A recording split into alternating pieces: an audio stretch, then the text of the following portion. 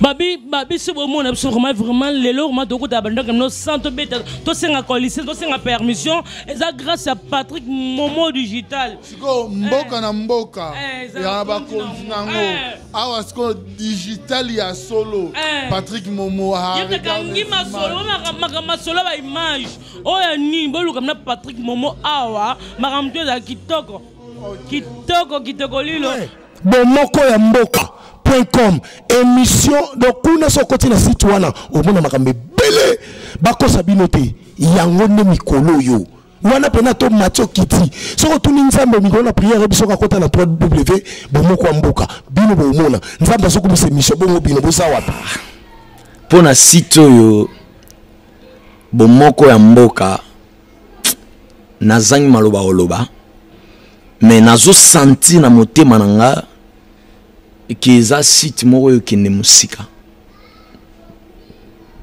yango na pamboli visionnaire nango pe na pamboli ba collaborateur nyonso nzamba pesa bino ba makoki place bozai ko suka nzamba mema bino likolo nzamba mema bino vraiment likolo nzamba baksela bino ya mingi ngalo kwa prophète na pamboli biso nazana maloba ona koyiko loba par rapport ya site nangina ebisa site oyo rien ne sera comme avant bobangate bozonga pesimate bo affronter pour année oyo eza année à défi année oyo eza année à percer toko percer ba mur toko percer alors bomoko mboka par la grâce de Dieu nzambe akosala makambo minene pe toko témoigner ce que nous venons de parler aujourd'hui nzamba pambola bino apambola bandeko nyonso oyo basala kana 3w.bomoko-mboka.com.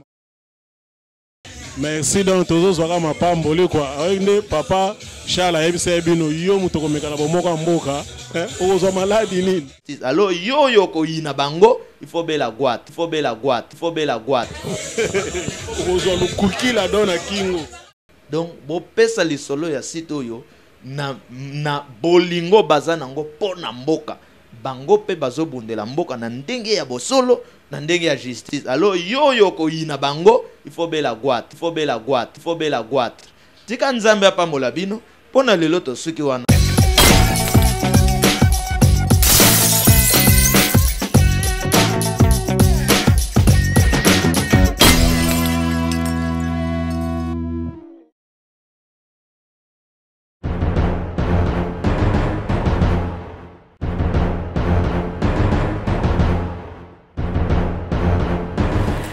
Shalom, shalom, peuple de Dieu dans le Seigneur et bienvenue dans votre émission chrétienne, le temps de la fin et bien évidemment dans votre site préféré, www.bomokoyamboka.com. Moi, c'est votre humble servante, la sœur Julie Baleka. Comme nous vous avons dit dans l'émission précédente que nous allons commencer avec les enseignements sur les fléaux qui rongent l'Église de Dieu aujourd'hui. Et voilà, le temps est venu, Dieu nous a fait grâce que nous allons commencer avec ces enseignements aujourd'hui. Et sur ce plateau, je ne suis pas seule, je suis avec un serviteur de Dieu qui est tout autre que l'apôtre Elgui Peniel. Et avec lui, nous allons essayer de décortiquer ces sujets. Et il va devoir aussi nous dire qu'est-ce qui ronge l'Église de Dieu aujourd'hui et quel est l'état de l'Église aujourd'hui. Shalom. Comment allez-vous? Oui, par la grâce de Dieu, tout va bien. D'accord, merci. Comme prévu, l'homme de Dieu, que nous allons commencer avec les enseignements sur le fléau qui ronge l'Église de Dieu aujourd'hui. Mais avant de commencer, j'aimerais quand même que vous puissiez vous présenter pour que les gens qui nous suivent puissent vous connaître quand même. Oui, souvent je n'aime pas beaucoup parler de moi-même. Mais nous sommes obligés quand même de s'identifier par rapport aux auditeurs et aux internautes qui nous suivent au travers de cette émission, Les temps de la fin que vous animez.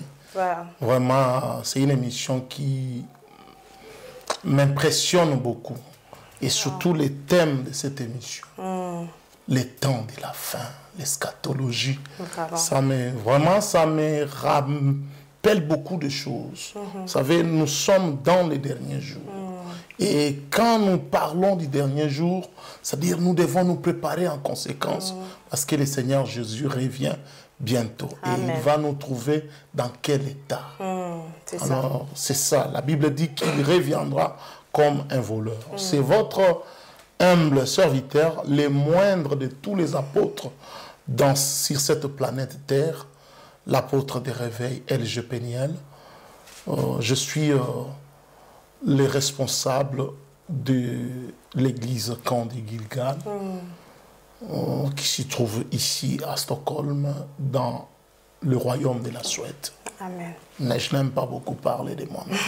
Vraiment, c'est bien. Nous allons entamer notre sujet. Comme je viens de le dire, que nous allons parler sur le fléau qui ronge l'église de Dieu aujourd'hui. L'homme de Dieu, j'aimerais d'abord que vous puissiez d'abord nous donner la définition du mot fléau. Qu'est-ce que signifie fléau? Pour que les gens qui nous suivent puissent quand même comprendre qu'est-ce que signifie le mot fléau en fait. Oui, merci. Sous votre permission, j'aimerais qu'on puisse faire une petite prière d'introduction. Comme ça, le Saint-Esprit sera au contrôle de toutes choses. Et nous prions. Père de gloire, nous te rendons les multiples actions de grâce. Nous voulons recommander cet instant entre tes saintes mains. Saint-Esprit, c'est toi qui es le meilleur enseignant par excellence. Nous voulons qu'au travers de cette émission, le temps de la fin, et dans cet enseignement que toi tu as voulu que nous puissions partager avec les internautes sur les fléaux qui rongent l'Église aujourd'hui entre tes saintes mains. Saint-Esprit, prends contrôle de toutes choses. Commence ensemble avec nous comme Alpha. Tu vas cheminer avec nous comme Emmanuel et tu termineras avec nous comme Oméga. Dispose les cœurs de tout et chacun. Laisse que cette parole, cet enseignement puisse toucher le cœur de tout et chacun. Seigneur, si nous avons consacré notre temps pour cet enseignement, nous croyons qu'il y a une personne qui sera édifiée, une personne qui sera instruite, une personne qui sera corrigée, une personne qui va revenir sur la bonne voie au travers de cet enseignement. Ne permet pas que nous puissions parler de n'importe quoi, les bobards, mais que nous puissions juste dire en vérité, je vous l'ai dit. Je bénis encore la servante de Dieu qui a consacré toute une émission à propos du temps de la fin et qui ne cesse jamais de m'inviter parmi tant des hommes de Dieu qui s'y trouvent dans cette ville de Stockholm. Prends contrôle, Seigneur, sois avec nous. Nous avons ainsi prié au nom de Jésus. Amen. Amen. Oui. Voilà, apôtre Robanda, dites-nous un peu qu'est-ce que signifie le mot fléau. Ouais, au fait, un fléau par définition, si nous voyons les dictionnaires, les fléaux, c'est la grande calamité ou une souffrance publique. Donc, en un mot, nous pouvons une fois encore voir l'historique ou l'histoire des enfants d'Israël quand ils étaient en esclavage en Égypte. Alors, Dieu les avait frappés par les fléaux, les plaies, la souffrance publique. C'est en quelque sorte une maladie, une maladie grave. Ouais, c'est ça que nous parlons à propos du fléau.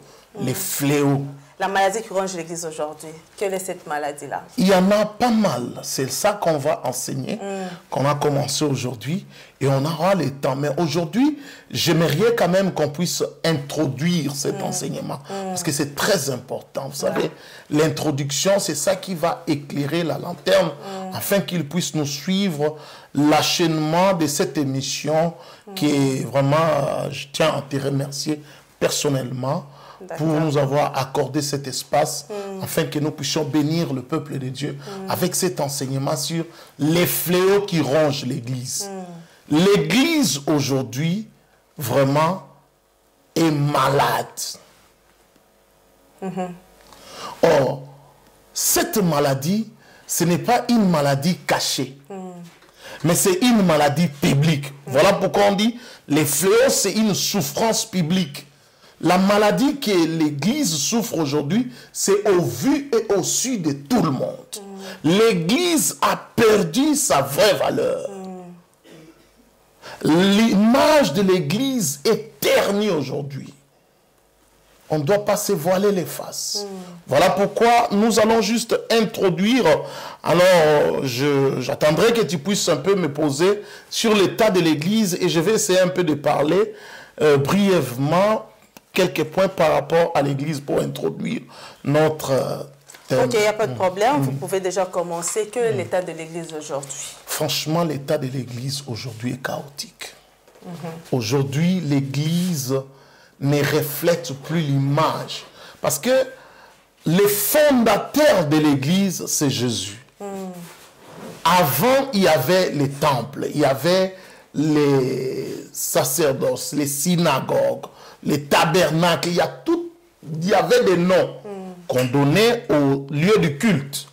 Mais les vocables de l'Église, la première personne qui a commencé ces vocables de l'Église, c'est la personne de Jésus-Christ.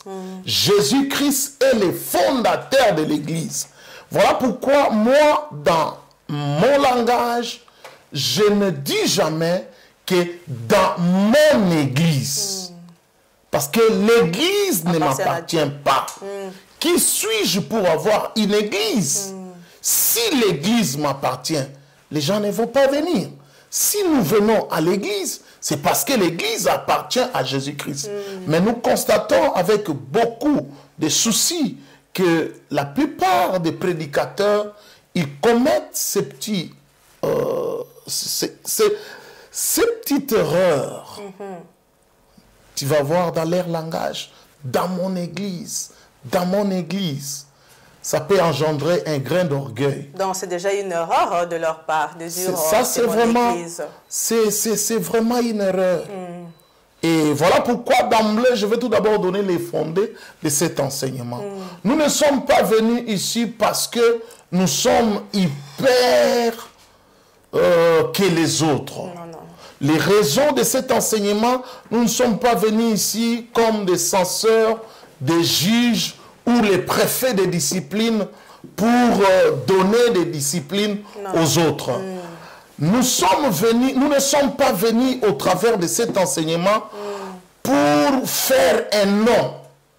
C'est-à-dire, il n'y a pas un motif qui cache cet enseignement. Nous sommes venus dans cet enseignement comme des hommes de Dieu, qu'on a fait un constat malheureux par rapport à l'état actuel de l'Église. Voilà pourquoi j'aimerais que nous puissions lire des petits versets bibliques. Nous lisons dans Matthieu 16, verset 18. Et nous lisons aussi Néhémie, chapitre 2, verset 17. Alors, rapidement, pour gagner un peu du temps, en attendant que je puisse expliquer un peu sur l'Église, je lis rapidement Matthieu 16, 18. Matthieu 16, verset 18, je lis au nom de Jésus. Amen. Il dit, « Et moi, je te dis que tu es Pierre, et que sur cette pierre, je bâtirai mon Église,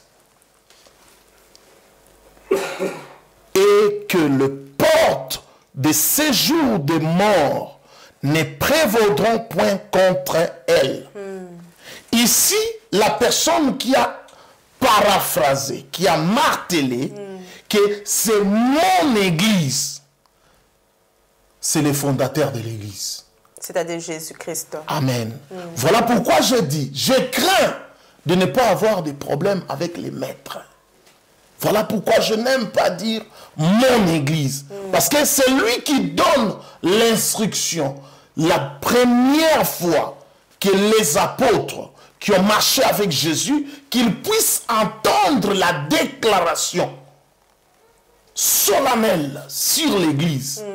Et la personne qu'on déclarait, c'était une prophétie, c'était une parole que Jésus disait à celui qui lui a remis la clé. C'est-à-dire, la personne qui est restée comme le premier, c'était l'apôtre Pierre. Or, l'apôtre Pierre, Jésus fait une déclaration, il dit, sur cette pierre, je bâtirai mon Église. Voilà. Tu vois les dangers. Voilà pourquoi je dis aujourd'hui l'Église est malade. Et il a dit, les portes de séjour des morts ne prévaudront point contre elle. Bon, on peut aussi dire qu'est-ce qu'est une église. Parce que nous parlons de l'église. Voilà. C'est un langage biblique. Mais pourquoi? J'aimerais qu'on puisse décortiquer tout d'abord les thèmes parce que c'est très important. On a utilisé les fléaux, on a expliqué un peu, on a défini les fléaux et nous parlons maintenant de l'église. Et tu m'as posé une question vraiment, l'état actuel de l'église. En tout cas, sans venir au dos de la cuillère, je dis directement que l'église est souffrante, l'église est malade, l'église est dans une confusion totale. L'église, voilà pourquoi les gens du théâtre aujourd'hui, l'image qu'ils présentent de l'église, ils nous parlent des pasteurs patrons, des trucs bizarres. Vous voyez, tout le monde s'amuse avec l'église. L'église a perdu sa valeur à cause de cette maladie que souffre l'église aujourd'hui. Mais quand je parle de l'église, j'aime toujours parler des 3 visages de l'église et des 3 vocations de l'église. Voilà pourquoi, comme c'est une émission, vous allez voir que je vais beaucoup parler par rapport aux questions, parce que nous devons aussi bénéficier. Les questions vont venir, la servante de Dieu a déjà préparé quelques questions que moi je vais juste parler. Or, l'église c'est l'ensemble de tous ceux qui croient en Jésus-Christ. L'église chrétienne, c'est l'ensemble de tous ceux qui croient en Jésus-Christ. C'est ça qui représente l'église. Voilà. Mais, serviteur de Dieu, vous avez défini le fléau comme une maladie. Mais quelle est cette maladie-là qui ronge l'église? C'est ce que moi je veux te savoir. D'accord. En fait. Voilà. Alors, je prends ça, je vais introduire tout d'abord. Parce que quand on a dit les fléaux, c'est au pluriel. C'est comme les maladies au pluriel. Voilà. Or, ici, j'aimerais introduire sur l'église et après je vais répondre à cette question, si vous le permettez bien. Je crois que le temps nous est imparti, mais nous allons quand même introduire quelque chose de bien. Alors, quand nous parlons de l'église aujourd'hui, nous avons 3 visages. Je dois expliquer ces choses. La première ou le premier visage de l'église, c'est l'église locale. L'église locale. C'est-à-dire l'église locale, c'est l'ensemble des personnes qui sont passées de la mort à la vie dans un endroit géographique. Voilà pourquoi, si vous êtes à Kinshasa, vous vous réunissez dans un endroit géographique, les croyants, et on l'appelle l'église qui se trouve dans tel endroit. C'est dans une salle, en fait. Effectivement. Voilà, voilà pourquoi je parle dans un endroit géographique. Ça fait partie de l'église locale. Ça, c'est le premier visage de l'église.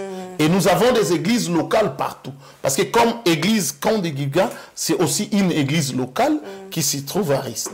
Il y a aussi des églises locales ici, dans la ville de Stockholm, un peu partout. C'est ça qu'on appelle les églises locales. C'est le premier visage de l'église. Alors, le deuxième visage de l'église, c'est l'église corps du Christ. Parce qu'on doit expliquer ces choses, c'est très important parce que nous parlons les fléaux qui rongent l'église aujourd'hui. Voilà pourquoi nous sommes en train tout d'abord de décortiquer notre thème.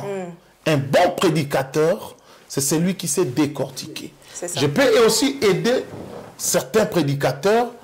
Quand vous prêchez ou vous enseignez sur un enseignement topique, vous devez tout d'abord donner, décortiquer, chercher les mots-clés dans le thème.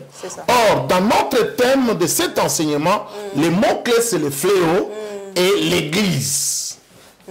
C'est ça les 2 mots-clés que nous allons voir. Voilà pourquoi on a parlé du fléau. Toujours dans notre partie introductive, nous introduisons aussi sur l'église. Et voilà, à la fin, nous allons commencer.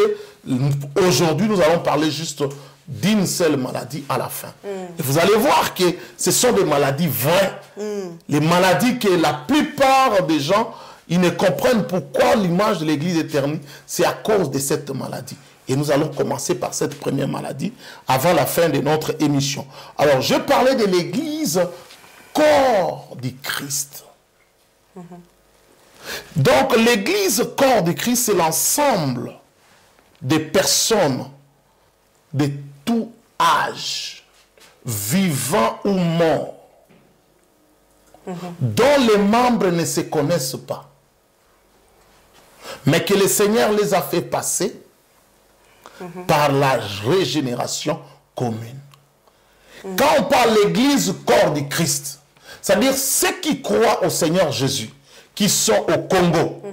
Est-ce que nous connaissons tous les croyants? Non, on ne les connaît pas.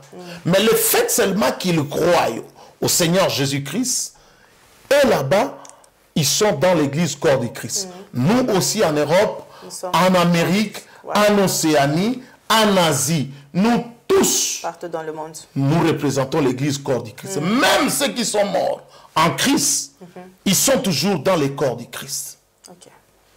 C'est ça le deuxième visage de l'église. L'église corps du Christ. Et le troisième visage de l'église, c'est l'église nationale. L'église nationale, c'est l'ensemble de personnes réunies qui ont une même doctrine, les mêmes pratiques, et ils sont chapeautés par une autorité. Comme ici en Suède, nous avons l'église nationale qu'on appelle Svensk Kyrkan. C'est-à-dire l'église suédoise. En Norvège, ils ont les Danish Kyrkan, l'église norvégienne. En Angleterre ou à UK, ils ont l'église anglicane. C'est-à-dire l'église nationale qui est chapeautée par une autorité ou un archevêque, ou comme l'église catholique, c'est l'église nationale par exemple, qui est chapeautée par une autorité, les papes. Et tous, ils prient de la même façon, ils ont la même doctrine, et c'est ça qui fait l'église, le troisième visage de l'église. Or, il n'y a pas seulement les visages de l'église, mais il y a aussi les vocations de l'église. Or, maintenant, c'est là où je vais entrer, mais le temps nous manquera, mais je vais quand même donner certaines références bibliques pour ceux qui sont en train de nous suivre. Parce que les vocations de l'église est différente du visage de l'église. La première vocation de l'église, ça se trouve dans Matthieu chapitre 28, à partir du 19e jusqu'au 20e verset. La première vocation de l'église, c'est produire les disciples. Alors, tu pourras peut-être me poser la question, mais je le pose moi-même. Est-ce qu'aujourd'hui, nous produisons encore les disciples dans nos églises, dans nos assemblées? Ça fait partie aussi des grands problèmes. Or, qu'est-ce que Matthieu 28 nous parle? Sans pour autant consulter la Bible, mais vous pouvez consulter chez vous. Mais la Bible nous dit, le maître lui-même, le fondateur de l'église, la première vocation de l'église, c'est de produire les disciples. Voilà pourquoi il a dit, allez, faites de toutes les nations mes disciples. La vocation de l'église, c'est de produire les disciples. Mais par contre, aujourd'hui, nous voyons que l'église est dans une confusion totale. Nous ne produisons pas les disciples aujourd'hui. Mais aujourd'hui, on avait fait une émission avec vous, il n'y a pas longtemps, quand tu m'as parlé, est-ce que Jésus-Christ est violent? J'avais dit que c'est très dangereux parce qu'aujourd'hui, nous produisons des fanatiques. Au lieu de produire des disciples. Des disciples. Voilà. Tu vois déjà les grands dangers que court l'Église. Nous avons perdu la vision de l'Église. Nous sommes à côté de la plaque. Parce que quand nous produisons des fanatiques, vous savez le rôle des fanatiques? Les fanatiques, ils sont là pour acclamer pour applaudir. Quand il s'agit pour te défendre, quand les pétrins... Si vous êtes dans le mauvais, donc ils sont là pour acclamer et tout, voilà. Tu as bien compris. C'est-à-dire les fanatiques, et ils sont là pour faire la volonté de... C'est-à-dire, Dieu, mais... ils ne font pas la volonté de Dieu. Et Et ils sont là seulement uniquement que ça marche ou pas. Dès que tu as lingala, tu as poids et c'est le qu'on a dit voilà. Un disciple, c'est qui? Pour te produire disciple. Tu as une introduction, tu as une définition Mike Otoyebi. Disciple na lingala to benga e moyekoli. Moyekoli azali nani. Parce que lelo oyo ba disciple baza pena mingite. So ken église okutaka ba fanatique. Ba fanatique wana ba komisaka ba pasteur na bango za danger. Pasteur na bango boye na boye, église na bango za danger. Combo ya nzambe za liso élevé te, mais ba combo ya ba dénomination, ya ba église locale, na ba pasteur, ba instrument inutile, oyo nzambe aleva, abenga bango, acha bango comme ba simple sentinelle. Oh, ce qui te to landa na administration, grade ya souka na administration za sentinelle. Donc entre biso oyo to kambaka, na bana na nzambe nde baza na likolo selon l'hiérarchie de Dieu. Mais or, au moment lelo, net tozo former ba disciple te. Parce que disciple aza muntu oyo asala ta volonté ya maître. Or, église ezali ya Jésus. Jésus-Christ yé nazali Seigneur, roi, maître na biso. Il faut tout ça la volonté ya maître na biso. Or, net toza ça la volonté ya maître na biso te, toza libanda. Voilà la maladie, voilà les problèmes, ba diagnostic, ba situation, on toza le bela fléau comme les plaies. Ponzambe abimisa bana Israël. Apataki na ba fléau ezalaki ba pota église ezana ba pota ezana ba malade belé ezobela tala déjà na vocation ya église toza déjà libanda ya vocation formation ba disciples ezate au moins na église belé discipola enseignement sur les discipola et pesa marakutu te mais au moins na batu ba sota ba comment donc voilà les grands dangers église lelo mais pour la couper nos paroles pour comprendre bien ceux qui lelo il y a pas de disciples dans nos églises c'est parce qu'il y a trop de fanatiques dans nos églises c'est ça. Oui mais to bon ici vocation vocation est un petit plan omoni ndaku neti eza ya yo tant mutoye na ndaku na yo moko okopesa okobongisa ndaku na yo. Bien sûr. So mutoye na ndaku na yo akoyi kokota na ndaku na yo te asala selon ye. Non. Wana aza déjà libanda ya volonté na yo mukolo ndaku. Or église eza ya Yesu Masia. Yesu Masia apesa vocation. Alobi ke allez atindi biso faites de toutes les nations mes disciples. Est-ce que Jésus-Christ a tinda ki betsuge bandini ba koma ba proa ya bat nanzambe? O tala lisusu loko musuto bumi bandini ba koma ba proa ya bat nanzambe. Bat nanzambe ba koma na contrôle. Bat nanzambe ba koma ba Saint-Esprit. Makamuna onyoso donc yemba za ko contrôler. Oyo ya lingi yango ateza nango à la contre la parole de Dieu, ateza volonté ya nzambe te, na koyebi sa que c'est mon église. Omoni libako en place ezali. Donc, pour te comprendre bien, il y a une maladie, ils ont ronché, l'église. Ah, et ça, c'est un symptôme. Tu continues dans la maladie. Au moment où tu es balelo, tu es solo la mort, tu es minganga. Au moment où tu es pas minganga, munganga obandaka mbala moko pesa okisite. Et puis munganga pe akopaye bisa oka maladie ozobela te. Omoni nati toza na introduction. Na moni pinozo linga oyeba malade. Menga na soya malembe neti munganga. Et loko liboso ta okuta na munganga na consultation, munganga banda reposer o ba question.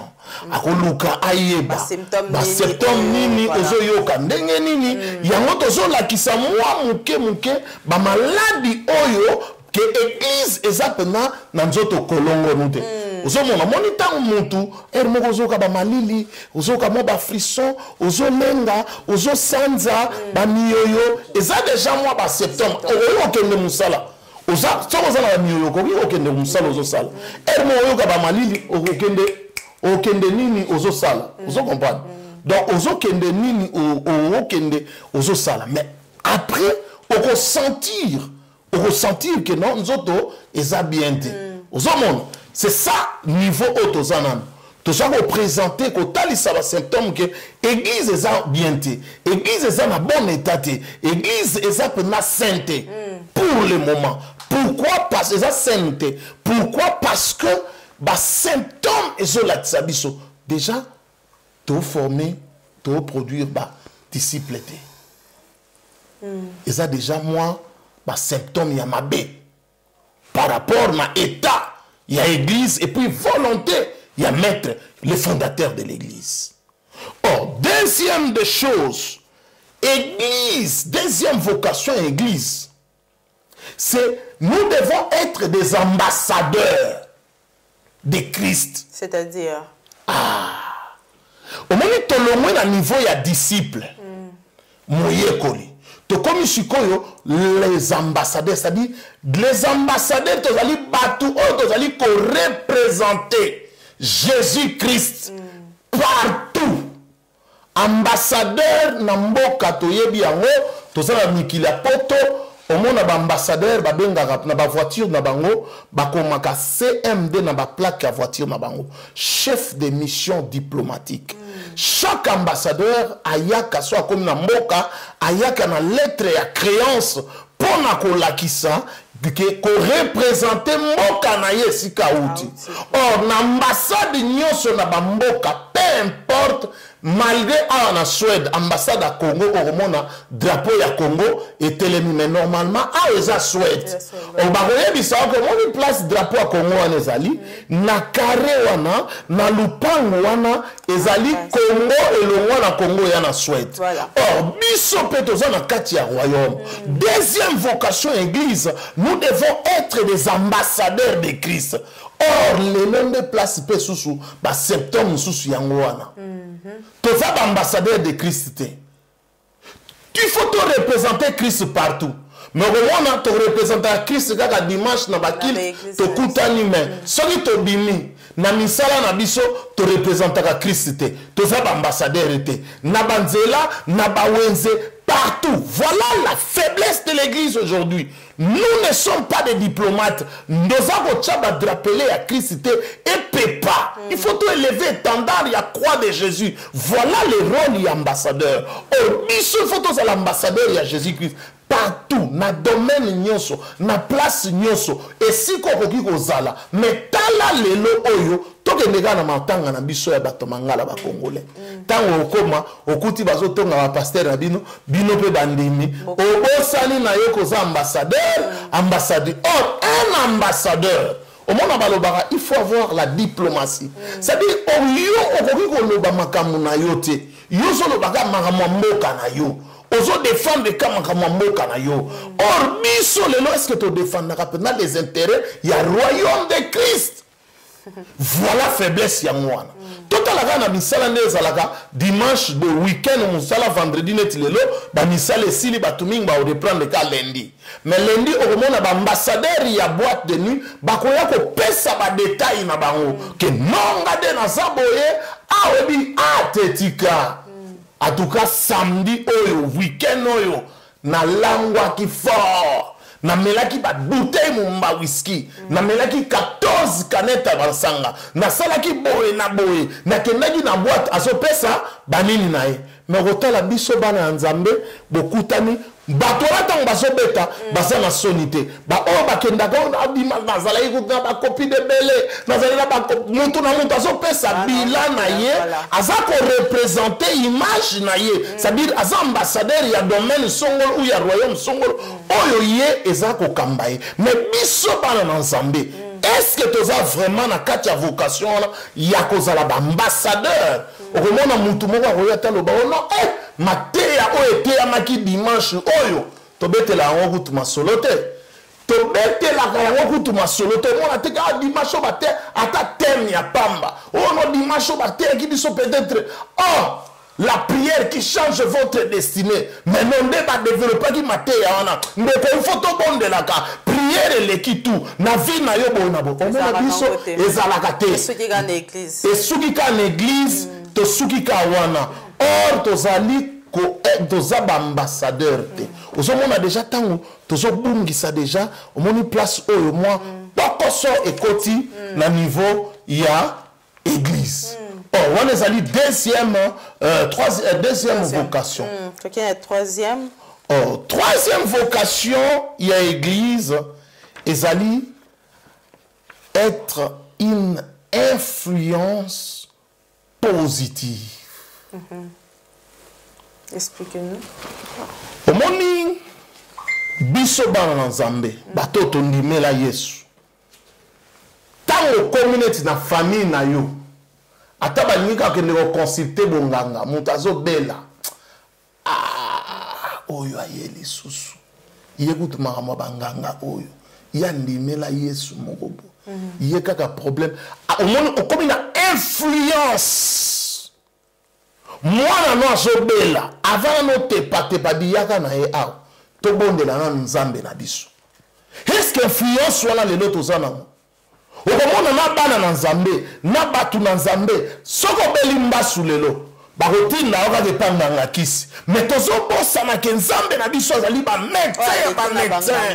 Ça c'est la troisième vocation de l'église. Avoir une influence positive. Place nyonso tala. Sephora, la femme de Moïse. Moïse alinga kufa. Mais il fallait pas circoncis. Azwa mbeli akata circoncis. Bananae. Abegi Moïse, homme du sang. À cause d'influence positive. Moi, s'il y a Job. Abi mais Job, aussi souffrir, lèpre, souffrance, au perdre nyonso. Maudit kaka Nzambe. Job, en tout cas, ça a une influence positive.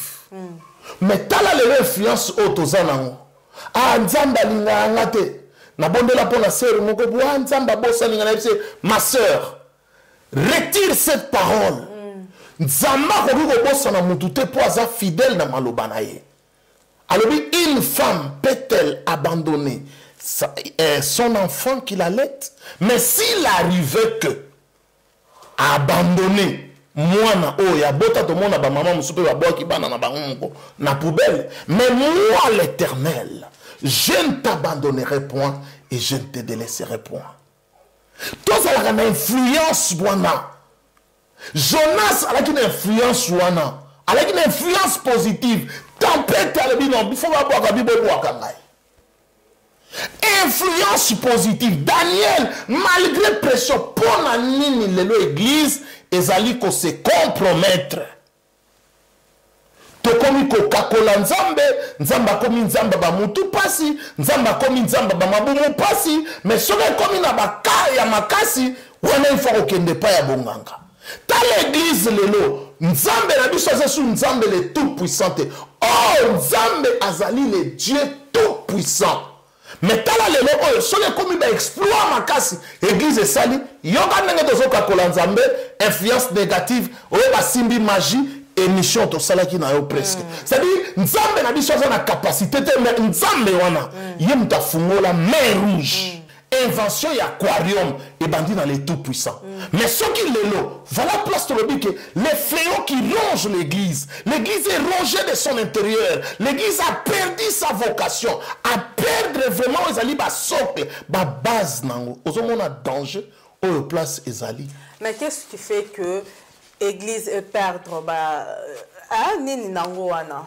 Oui, il y a un de l'objet qui est église et go perdre ceux qui yo au côté déjà malade ceux qui virus ça côté na kati nzoto na yo nde place oyo obona ke obandi ko belpa ya ndo bi fléau eza mabe maladie eza loko mabe na nzoto ya mutu ya moto ye au travers y'enseignement oyo protoko ka kosunga ya moto ba na bondeli na biso ke ndeko moko akosungama na émission oyo tozote ya makambo ebele tozonuka tote ya ba makambo exploit tote ya ba révélation makasi. Mais moi je crois que makambo tozote ya awa eza ba chose élémentaire mais yango nde ko sunga mutu pe ko kotsa mutu tango Yesu akozonga mutu akozala enlevé.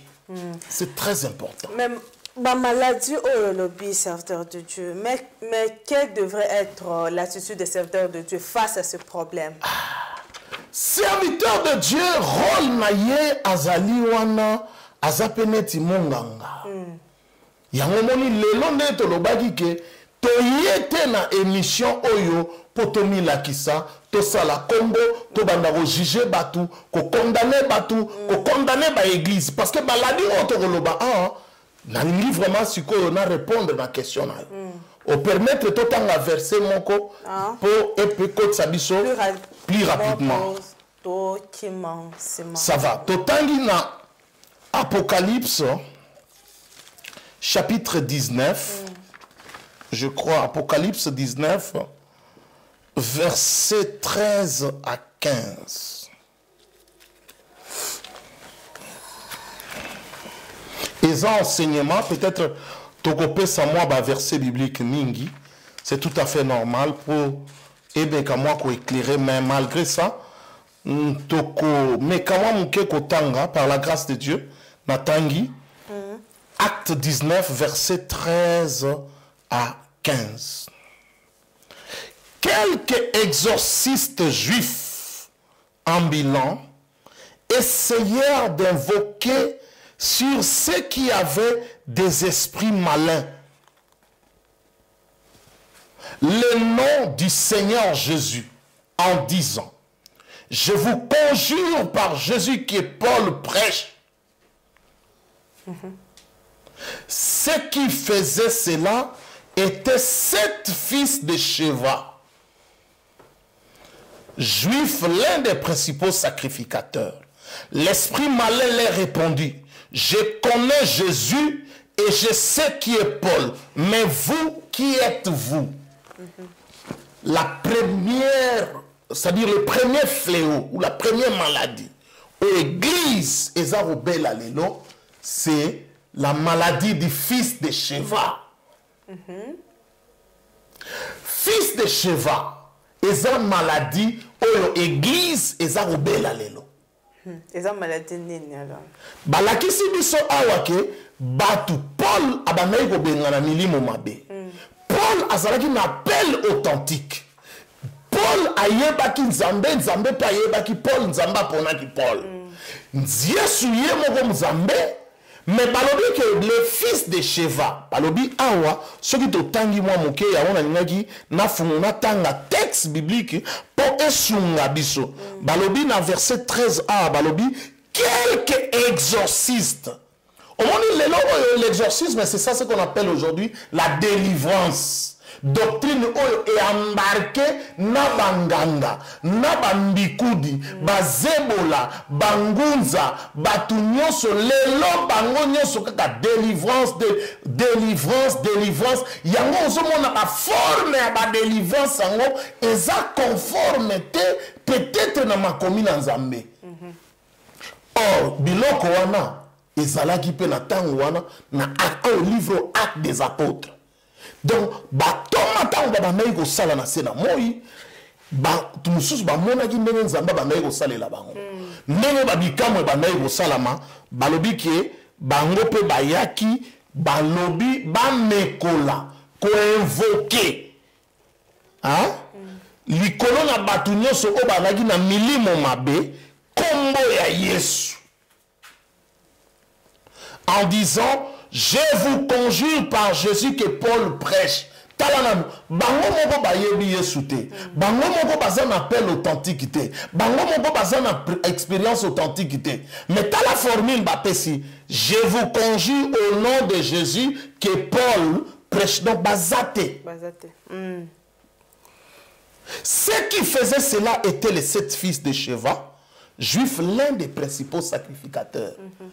Papa ya bana wana aza mutu alibanda te, azali moko ya bampaka batumbimeka. Or na 4 églises, voilà pourquoi dans le but première maladie, j'aimerais vraiment n'abeta c'était sur eloko parce que c'est très important. Premier fléau, c'est le fléau des fils de Sheva. Ezanini. C'est l'absence d'appel authentique et d'expérience authentique. Quelque part, ma émission dans que ces derniers temps, nous allons vivre des prédicateurs et belés. mais moins de messagers. Et qui se sont souffrir lelo parce que bato ebele bazo sala, bazana l'église, bazana bato ebele. Parce que les gens croient que ceux qui ont bato ebele, nous allons vraiment vrais serviteurs. Ceux qui ont battu non, c'est pas ça. Bazo sala ndeni sala ya maladie oyo. Parce que bango bazana appel authenticité. Bayoka mongongo ya nzambe te. Nzamba lobela bango loko moko te. Nzamba benga bango na musala na ete. Circonstance sali ki akomi pe kukamba. Circonstance sali ndenge ezala kaka mutu soka bongwani bakomo benga e pasteur. Omona mutu akopa akoli kaka na image wana pe akomi pasteur. Na yebi ba pasteur ebele. Et je te dis ebele. Oh, babenga mate. Babenga mate, mais bakambaka pe, église bato belé pe. Mais makele le kaka. Parce que vocation ezate. Yé moko kuta te yakate. Atsabi se église kaka, ba séminaire abenga ka bato do. Au monde bo remarquer ba activité belé mais bana na ye, ba yebi kutu mungongo na yete. Or Bible zo ebisa biso que les bons bergers, hein? C'est celui qui connaît ses brebis. Et dont ces brebis connaissent sa voix. Au moment où on a besoin de fondement zate, fondement doctrinal et zate, bah yebi même te celui ba croya kanine. Confession de foi zate, bah kosamba la mutuna ndenge na ye. N'importe quelle vain doctrine roya, bazar au mema. Donc kuna eza mutu sangisa bitoto ya ressemble là. Mais pour ce genre de serviteur de Dieu, on a tout le baki nzambe yemoko ochiche bango ou toza nzambe lobeleka katotika ivre na blé ekola. Awa toye pona rojiger mutu tende na lobaki. Mais toza otalisa les grands dangers. Toujours présenter l'église. Danger, il y a absence, il y a appel authentique et puis expérience authentique. Il y a un des comme là qui les fils de Sheva. Donc danger pas serviteur de Dieu et puis na membre qui église. Mais effectivement, Ezalineti aveugle, azar autant ça aveugle. Souka nango bakokoya. Voilà ce monde en église, ba vaya doctrine. Au monde a batu bazoya, to sukola batu. O boye na boye, ba doctrine, et kotono boye, tout ça ba voyage astral. Tout ça parce que batu ba fandi likolo ya moboko, ou za fondement te. C'est ça le grand danger, c'est une maladie. Au monde mutu o aza en bonne santé. Ata contingence ce que y net yo en bonne santé, na kati na yo, oza na ba anticorps. Vous avez globule rouge et globule brun. Or, sur le plan spirituel aussi, fondement, c'est la parole de Dieu qui est Jésus.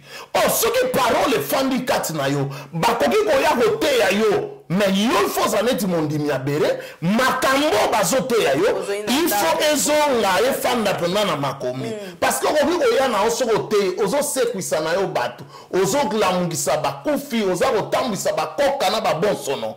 Mendeko na ngai, soko memeli nga évangile mususu, o eza en dehors ya oyo ekomame, ngai na croire na yote. Voilà pourquoi toza ko croire te na évangile ba fait étranger. Oyo bazo memela biso o voyage astral balobi okobi ko bimana nzoto. O ba évangile wana. Tout ça c'est parce que les gens bazo ba soute ba on memela biso occultisme. Na kati to komona ba maladie, c'est ya monde so sala dégâts na niveau église, ya monde so sala que église lelo image église eza terme. Église elle a qui place à solution. Église elle a dit que monto soka za na malade. Biso de ça la ville ya Hollande. Je me souviens. Et ça na ndeko moko ba te belé ba yebiye. Ndeko wana Tchétché. Tchernobyl. Elle arriva qui à un moment donné la ville à Rotterdam a belaki sérieusement. Mais ndeko wana malgré que azap na chrétienté mais ba yebisa que non situation zo belle il faut que nous lukaba basali na nzambe. Et je me souviens en 2000 et ça là ina ba ndeko moko na pesa ba témoignage vrai. Ndeko moko aza mwana matadi banda benga ye Joker Ndombe événement ala en Hollande ala pe mingi na Bruxelles abelaki maladie mobo ya mutu d'origine mystique to bando travailler na église moko mefa na Rotterdam to zalaka na nuit de prière moko na Schiedam na banlieue ya Rotterdam.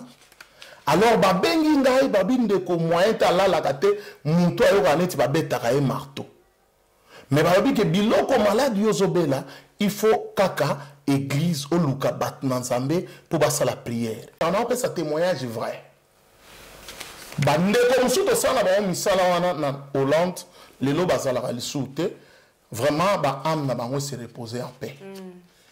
Ba yeto zalaki na réunion de sala veille ba ministre de Dieu auto ba na travailler na ba serviteur na katia église wana. Mais état o ya zalaki bandeko musu bango moko ba bangi bazomisima. Na sengi na kolonda kuna est-ce que vous vous préparer lenga chambre moko à part à préparer lenga chambre moko to bandaki travail wana na homme de Dieu moko to bandaki na minuit to aussi ça travaille wana à 2h du matin. Moi si na banda ou ta France tangu to koti ba agitation ndenge ba esprit wana banda yiko sala je vous assure certains serviteur de Dieu otozalaki na bango baboyaki carrément et biso tokotaki parce que ngai wana ezali vraiment biloko o Nzambe abenga biso toza na appel authentique toyoka mongongo na Nzambe toza na expérience authentique tosala mosala femme na ya lobi c'est la toute première fois depuis mobali na banda obela azonga alala neti pongia ba bébé bakabela nga ba biloko ebele voilà problème oyo tozana.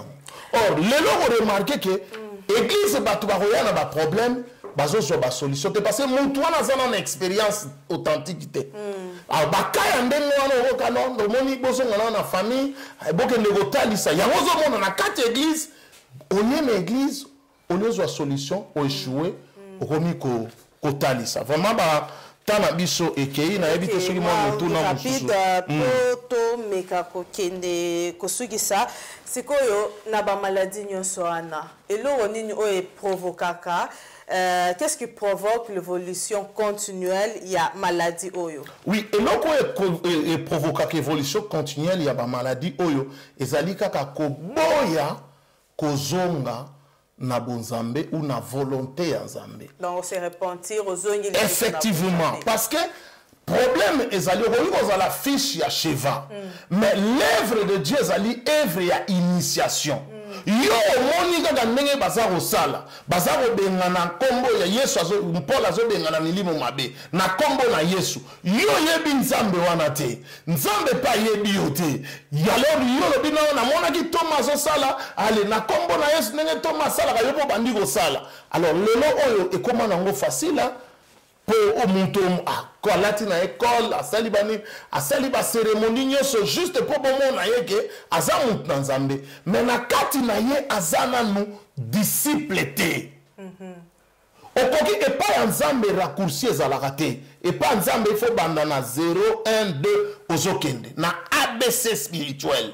Or bato ebele basota ba étape bato ebele tokomona yango au fur et à mesure na émission prochaine par rapport ya ba maladie parce que ba maladie musu na kotalisa yo maladie o ezo sala ke comment omona mutu na Nzambe pasteur même boye kobo ya kosakana te na kati etumbeli tokomona yango les maladies ya fils ya Eli Bible lobi eloko moko asika eza na se na moi te voilà tolobi les fléaux po bato mingi bazotuna mais ndeni ba pasteur kinduba ba pasteur kuiti boy na boy makambo wana nyonso ça fait partie ya ba maladie. Donc na enseignement oyo eza ba point oyo ya négatif oyo église eza ko présenter lelo yango ne dozo benga yango maladie.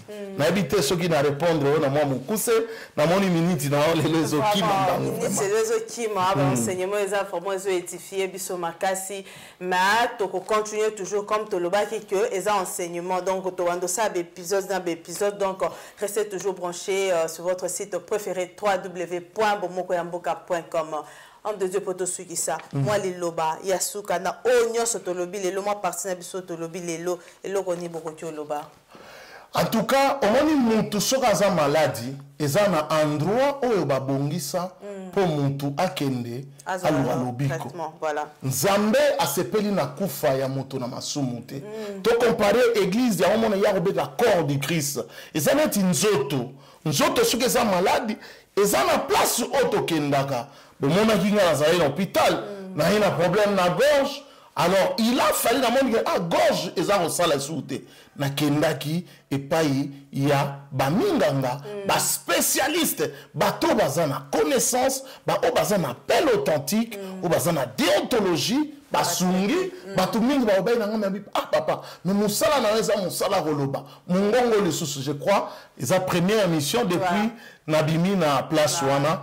Donc awa toye pona kotalisa bandeko ke ba oyo baza na maladi wana maladi oyo tozobenga ya absence ya appel authentique pe expérience authentique peu importe ndenge ozokamba église ndeko zonga kutana œuvre ya Nzambe ezali œuvre ya initiation okoki kosotoproclame te en d'autres termes maladie oyo église eza kobela ya liboso ezali maladie ya autoproclamation Nzambe abenga yo te olali olamuki ngai moko nakomi prophète surtout ba prophète na ba prophétesse wana nezali domaine maladie moko ya kosakana te oyebi bato ebele ba autoproclame mingi bazalaka ba prophète bangunza ba magicien o bazalaka lisusu te omona bazalaka ba prophète. Moi je crois que yango nezali conseil bozonga na hôpital ya molimo bolanda banseignement bofanda ba initier bino makambo na Nzambe sans initiation ekozalela yo pasi okosala ba erreur okobela ministère na yo kozala toujours chaotique. Voilà moi message oyo to apporta qu'il est là. Merci beaucoup homme de Dieu, que le Seigneur vous bénisse énormément. Voilà, nous sommes arrivés à la fin de notre émission, première partie à l'enseignement. Je crois que vous étiez édifiés. Vraiment, tu continues toujours na enseignement na biso pour les qui à moi partie à liboso to fongoli vraiment enseignement na biso sur les fléaux qui rongent l'église de Dieu aujourd'hui. Restez toujours branchés. Bokoyoka prochainement to continuer toujours car on a sujet na biso est tellement vaste to continuer en ngoli prochainement. Vous allez toujours branché, vous allez toujours wana, vous soutenir biso, le Seigneur vous bénira. Nous sommes arrivés à la fin. Et topé simbote makasi na boss na biso Momo Digital, que le Seigneur vous bénisse énormément. Et puis naba confort consort nyonso ya bomoko ya mboka. Merci et à la prochaine. Babi c'est vraiment vraiment les lots ma doko d'abandon comme nos santo beta to senga coalition to senga permission et ça grâce à Patrick Momo Digital siko mboka na mboka ya ba kontinango awa siko digital ya solo Patrick Momo ha regarde ma solo ba image oya ni boluka na Patrick Momo awa makamto za kitoko lilo bomoko ya mboka.com émission donc kuna sokoti na site wana omona makambe bele bakosa binote yango ne mikolo yo wana pena to Mathieu Kiti soko tuni Nzambe mikolo na prière biso ka kota na 3W bomoko ya mboka bino bomona Nzambe soko bise mission bongo bino bosa wapi pona site yo bomoko ya mboka nazangi maloba oloba mais nazo senti na motema nanga keza site moko yo kende musika yango na pamboli visionnaire nango pe na pamboli ba collaborateur nyonso Nzamba pesa bino ba makoki place bozai ko suka Nzamba mema bino likolo Nzamba mema bino vraiment likolo Nzamba baksela bino ya mingi ngalo kwa prophète na pamboli biso nazana maloba o na koyi koloba par rapport ya site nangina sa site oyo rien ne sera comme avant. Bobangate, bozonga pe simate, bo affronter pour année oyo eza année à défi. Année oyo eza année à percer. Toko percer ba mur, toko percer. Alors bomoko mboka par la grâce de Dieu, Nzambe akosala makambo minene pe toko témoigner ce que nous venons de parler aujourd'hui. Nzamba pambola bino, apambola bandeko nyonso oyo basala kana 3xw bomoko mboka.com. Merci donc toujours soka mapamboli quoi. Avec papa Charles ayebisa bino yo muto komeka na bomoko mboka, ozo maladi nini. Alors yo ko yina bango, il faut bela guat, il faut bela guat, il faut bela guat. Ozo lukuki la dona kingo. Donc bo pesa lisolo ya site oyo na bolingo bazana ngo pona mboka. Bango pe bazobundela mboka na ndenge ya bosolo na ndenge ya justice. Alors yo ko yina bango, il faut bela guat, il faut bela guat, il faut bela guat. Tika nzambe apambola bino pona lelo to suki wana. Yamona pesi mote pa imovo balobi le prophète de la presse. Kolo image balobi eza digital momo, il n'y a pas D, il n'y a pas 3, il n'y a pas photo, il n'y a pas match. 3W Boboko ya Boka. Boboko ya Boka. 3W. Bonjour Bandeko Nanga Nyoso, mes frères, mes sœurs congolais. Tala, restez connectés, kozapete, oyo bomoko ya mboka. Site mibalete karamoko. One love.